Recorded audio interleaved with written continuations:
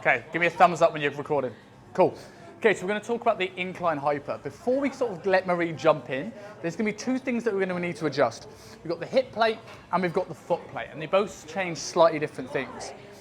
The hip plate is going to change with the pivot point and where she's around. So we'll talk about this if you jump on for a second for me. We want this to sit just below Marie's hip joint. So if someone's a little bit taller, this will go a little bit higher.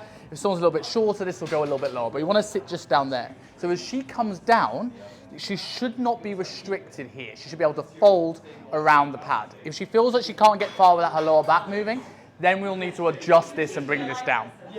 The other thing we're going to adjust, just jump off for a second, Marie.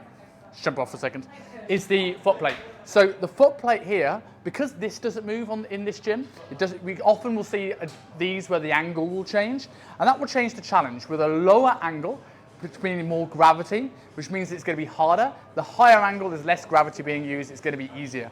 In this example, in this machine, we have to change this. So if I bring this down, there, if you want to jump in. We'll see here the angle of her torso has changed, and now as she comes in, she doesn't have to have as much challenge here to load this. If we change this now, and jump off for a second, and bring her right up to the top here, we'll see here now that she is much, much more horizontal, which means there's going to be a greater challenge to the glutes. So to perform this lift, the big thing we've got to think about, we'll set a mid-height, jump in.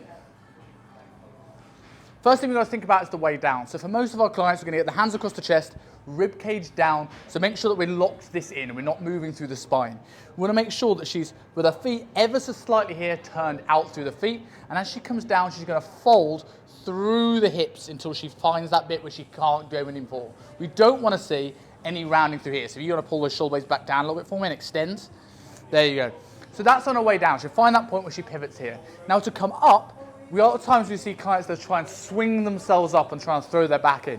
What we actually want to see you do instead, this is going to be more of a glute exercise. You want to think about driving her bum towards the Smith machine in front. Or another good cue is imagine pulling her tailbone down to her heels.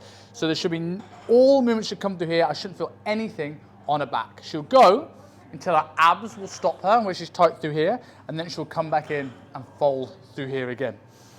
So common things you'll often see, I said, people throwing themselves up. You'll often see a lot of times where people will like move their spine to get into position. Easy way to get people to think about moving from the bum and not through the upper body for a complete beginner is to just let it come down and just hunch yourself over. Give yourself a hug and tuck your chin and hunch it to give yourself a round back.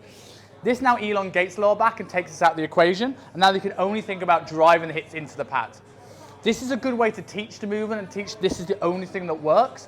But this is not what we want when we're loading this movement. So from here, we want to teach it in to do the same movement pattern, but shoulders back now and extend the spine, and then it's safe to load.